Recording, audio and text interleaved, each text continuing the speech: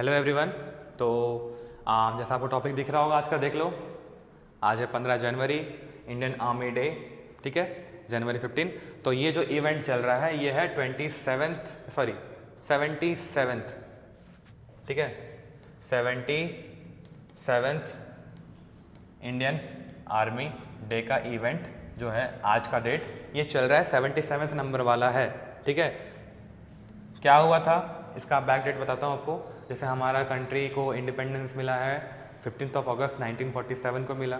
अब जो आर्मी का कंट्रोल था अभी भी ब्रिटिशर्स के पास था, तो ब्रिटिशर्स ने 15 जनवरी 1949 को ये हमारा जो आर्मी का जो था उसको पावर पूरा ट्रांसफ़र किया था इंडिया के पास में, ठीक है।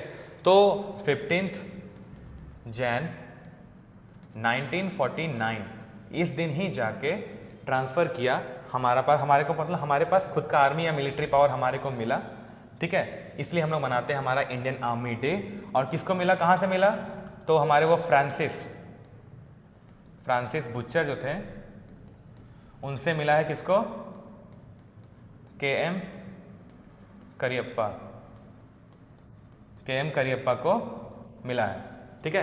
के एम करियप्पा को फ्रांसिस बुचर से मिला है 15 जनवरी 1949 को। उसके बाद से ही हम लोग मना रहे हैं। आप देख सकते हैं 49 ये पहला था हमारा, अब जाकर 77 के बाद हम लोग आ गए यहाँ। आज 2025 है, ठीक है। अब जब आर्मी डे का इवेंट है तो आर्मी डे के इवेंट में कौन से मिनिस्टर प्रेजेंट रहेंगे, कॉमन सा क्वेश्चन है। तो हमारे डिफेंस मिनिस्टर रहेंगे, ठीक है, हमारे डिफेंस मिनिस्टर रहेंगे। कौन है हमारे डिफेंस मिनिस्टर, श्री राजनाथ सिंह, ठीक है। और ये इवेंट जो हो रहा है वो कहाँ हो रहा है, इवेंट हो रहा है हमारे पास कहाँ, पुणे में हो रहा है इवेंट, ठीक है। आगे चलते हैं हमारे स्लाइड्स की तरफ, ठीक है। तो यहाँ मैंने स्लाइड में ऑलरेडी जो मैंने बता रखा था वो स्लाइड में मैंने यहाँ लिख लिया है। The Indian Army Day is celebrated on January 15 each year.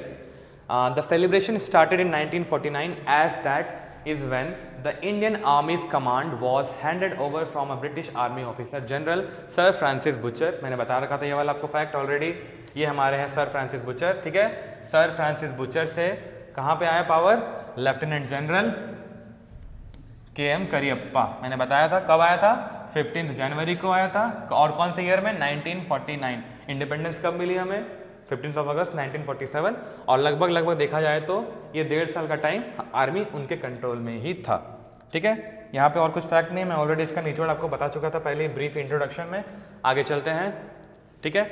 और ये जो इवेंट हो रहा है इसमें कौन प्रेजेंट है, हमारे राजनाथ सिंह प्रेजेंट है। आप देख सकते हो मैंने लिख रखा ऑलरेडी, राजनाथ सिंह यहाँ पे प्रेजेंट है आर्मी डे का इवेंट पे। और कहाँ हो रहा है इवेंट, पुणे। क्वेश्चन आ सकता है कहाँ हुआ, तो पुणे में हुआ, ठीक है। और कौन सा स्टेडियम, तो ये हमारा है भगत पवेलियन। कहाँ पर है ये, पुणे में है, ठीक है, भगत पवेलियन पुणे में, यहीं पर इवेंट हो रहा है, ठीक है, नेशनल आर्मी डे का। आगे चलते हैं।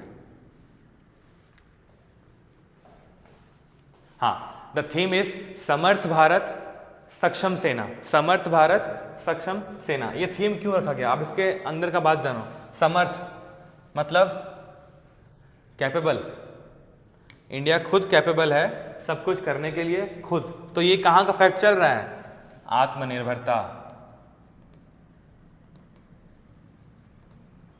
आत्मनिर्भरता की ओर बढ़ रहे हैं, आगे बढ़ रहे हैं, ठीक है। तो ये वही चल रहा है, समर्थ भारत सक्षम सेना।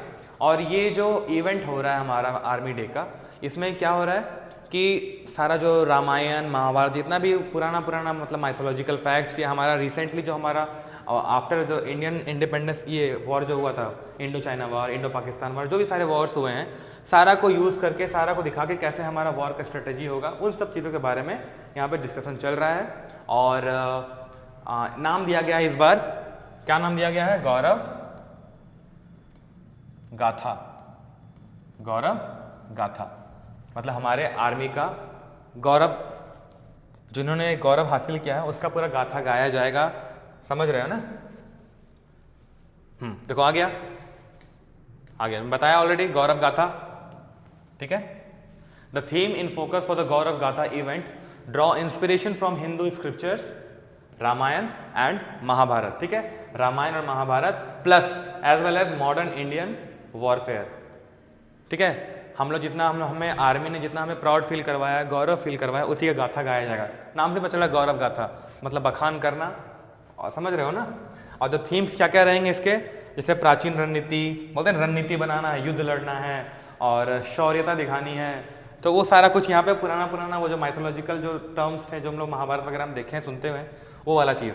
प्राचीन रणनीति, युद्ध कला, मतलब युद्ध कला में निपुण है, देन युद्ध परिवर्तन, उसके बाद है युद्ध प्रदर्शन, देन शौर्य गाथा होता है ना, ढिंडो मतलब वो ढोल नगाड़े लेके जाते थे, ढिंडोरा पीटते थे। अभी जैसे रिसेंटली हमारा वो इवेंट था, एक एनिमेटेड कार्टून है छोटा भीम करके, उसमें नहीं आता सुनो सुनो सुनो ऐसा कुछ अनाउंसमेंट करते थे, तो वो हो गया शौर्य गाथा, ठीक है।